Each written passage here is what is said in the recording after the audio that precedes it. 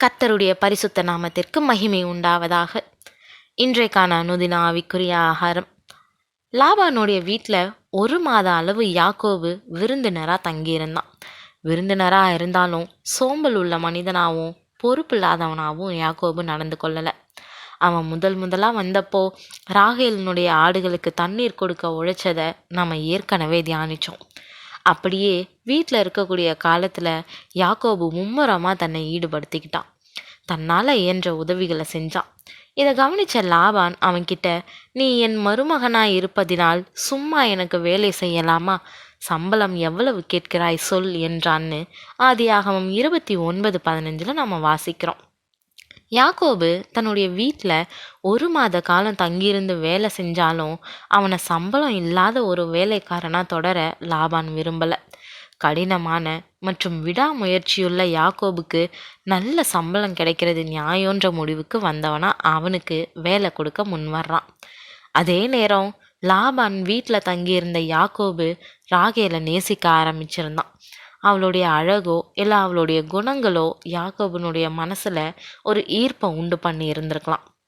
லாபானுக்கு 2 குமாரத்திகள் இருந்தார்கள். மூத்தவள் பேர் லேயாள், இளையவள் பேர் ராகேல்.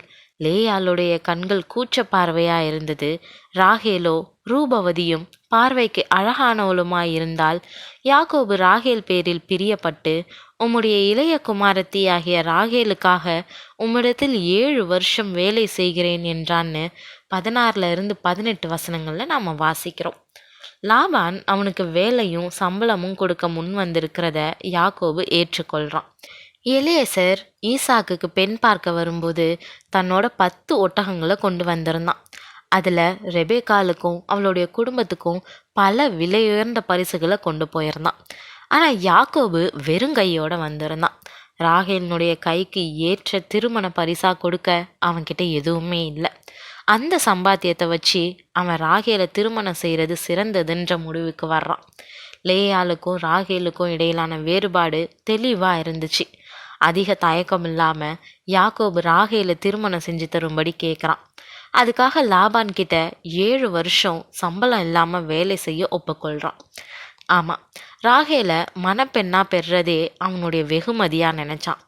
அவன் கேட்ட சம்பளம், அதுக்கான கால உழைப்புன்னு அவன் ஒப்புக்கொள்ளக்கூடிய இந்த சம்பவத்தை நாம் இன்னும் ஆழமாக உற்று கவனிப்போம். யாக்கோபு கண்மூடித்தனமாக ராகேலை நேசிச்சிருக்கணும். அவனுடைய உள்ளம் முழுவதும் ஒரு பெண் ஆக்கிரமிச்சிட்டா. கூடாரவாசியான யாக்கோபு தன்னுடைய தாயை அதிகம் நேசித்தவன். கொஞ்ச நாள் முன்னாடி வர அவன் தாயை நினச்சி அழுதுகிட்டு இருந்தவன். ஆனால் இப்போ தான் அதிகம் நேசித்த தன்னுடைய தாயை மறக்கக்கூடிய அளவு வந்துட்டான். ராகேலுக்காக 7 வருஷம் கடினமாக உழைக்க ஒப்புக்கொள்கிறான்.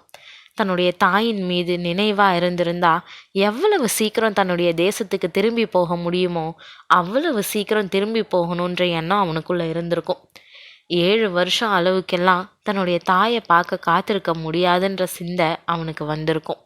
ராகேல் கிடைக்கணுன்னா எதையும் செய்வேன்னு எல்லாவற்றையுமே விட்டு கொடுக்குறவனா நிற்கிறத நம்ம பார்க்க முடியுது. ராகேலை திருமணம் செய்ய நான் எத்தனை ஆண்டுகள் உங்களுக்கு வேலை செய்யணும்னு கேட்டது இயல்பாக இருந்திருக்கும்.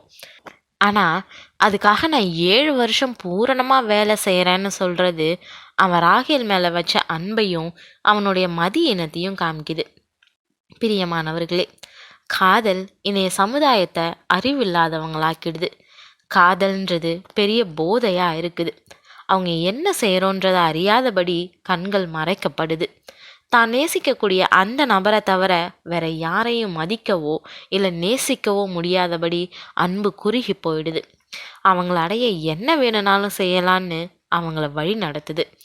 இது எல்லாம் தேவன் பார்வையில் எப்படி இருக்குது? தேவன் இதை அங்கீகரிக்கிறாரா இல்லை விருப்பம் இல்லாமல் அனுமதிக்கிறாரான்னு நாம் நிதானிச்சு பார்க்க அழைக்கப்படுறோம். அன்புக்கு அறிவும் உணர்வும் ரொம்ப அவசியம். எல்லாவற்றையும் பகுத்து நிதானமாக கர்த்தருடைய பாதத்தில் வச்சுட்டு அவர் நடத்துதலுக்காக காத்திருக்கிறவங்க நிச்சயம் வாழ்க்கையை இழக்கிறதே இல்லை. கர்த்தர் நமக்கு போதிப்பாராக. ஆமீன்.